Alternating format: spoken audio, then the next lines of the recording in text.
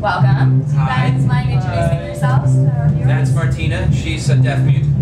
This is Joel, and I'm also a deaf. It's been very, very good. Yeah. I was gonna say great, but I'm gonna say great to very good to excellent. Oh, awesome. Yeah, That's good to awesome. hear. Great. And do you have a favorite song off of this album? I love playing Fixing It Through Our Life. Me too. And I'm not just saying that because it's the single. It's Check it just out. really, it's just really high energy and exciting to play.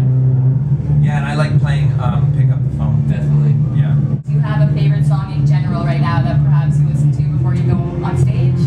We Are the Champions, and also the Final Loverboy Countdown. song, The Final Countdown. That's not Loverboy, is it? That's Survivor? Foreigner? I don't know. Dragonette first got their start in the UK. What led to the decision to move over there? The promise of fame, fortune, big fat record deal, chance to avoid Canadian winter. We got none but the last thing we got. We managed to avoid the Canadian winter. And then what brought you back home to Canada? Well, we're just temporarily, we're here and everywhere. Martina and I still live in London in that our cats live in London, and therefore we have to provide them a home. But What are your cats' names? handsome and special. Aww. It's for real. For real. But Joel lives in Toronto. Chris, our guitar player, lives in Toronto, and so Martina and I have been in Toronto for the last little bit. It's probably driving in a car. Okay. Listening, probably in Toronto. Actually, no, it was at in. my grandma's house.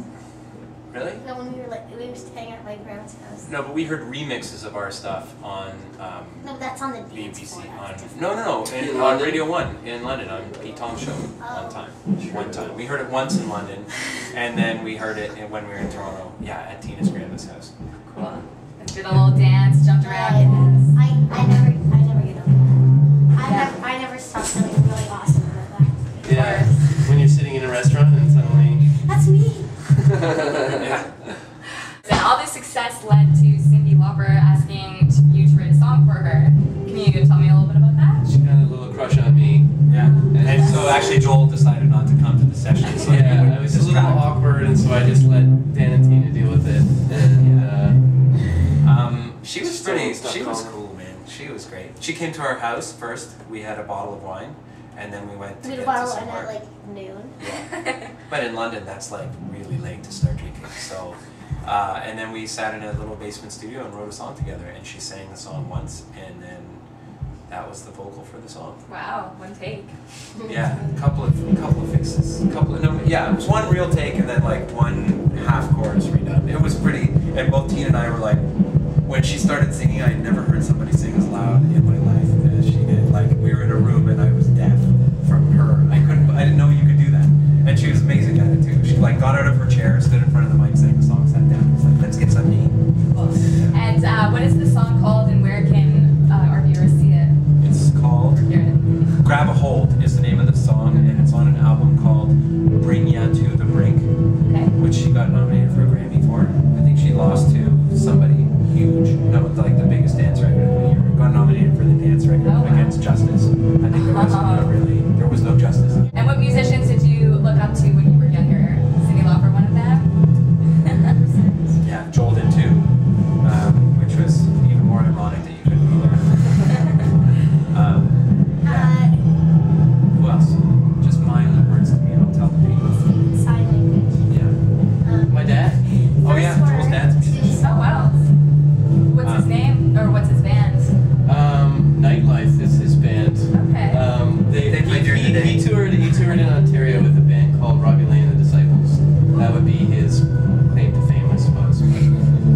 But no, it's just, it's my dad, you know what I mean? Like, I always played piano, and he's always in bands, and And it's it just influenced that's you cool. to do the same thing. Yeah. Now he's Joel's coach. So like rubbing him out before the shows. Got a towel over his shoulder. Could have done that one a little bit better. Yeah, with the water bottle. Yeah. Full of vodka and soda. If you weren't musicians, what would you be doing right now? I would have a junk store. A junk store. You would have a junk store. We actually have a junk store. It's just nothing's for sale. It's everything in my house. What do you like to collect? We once had a junk store on tour with us, and it was called the Random Shit Bin, and everything was $2. Yeah. And we would stock up at Value Village. And you would stuff sell that people actually on your cost show? more than $2, but it was just still fun to have the junk store.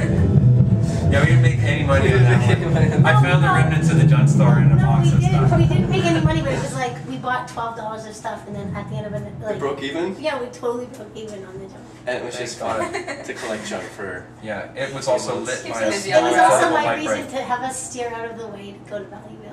And so, Martina, you're very fashion forward. What inspires your outfits? And What inspires my MySpace sweater? I was just thinking that. I'm like, is that MySpace? Yeah, me and Awesome. MySpace were. It's a limited edition, apparently.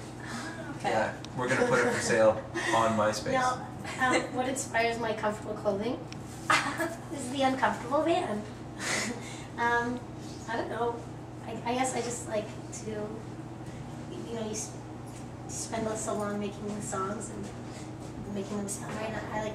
I like to afterwards visualize how I want them to be presented, you know, visually, and I just like to have fun with it. Do you design your own stuff, or do you have designers that you look up to, or stick with? No, it's kind of a hodgepodge, you know, Valley Village. No, Valley Village and Alexander McQueen, mix and match those two. Tina's wearing like a, you know, $80,000 Alexander McQueen one-of-a-kind thing on the cover of our record, and then most of the time is wearing stuff that she got for a quarter of that. Of course. Okay, and well, to wrap it up, so you guys just put out your new album, but what's next? Is there a world tour, or just taking some time off? Yeah, oh god, no time off. I don't know what that is. Well, I was just thinking about that today. It's like time off, when do we get time off? We're going down through to California, and then through Colorado to Chicago, and then the east coast of the US. Then we're going to England, Germany, Spain, France. Then we're going to Australia. And then we're going And we're coming back here. Yeah. Okay. Then we're doing it all again in February. Plus some more. All right.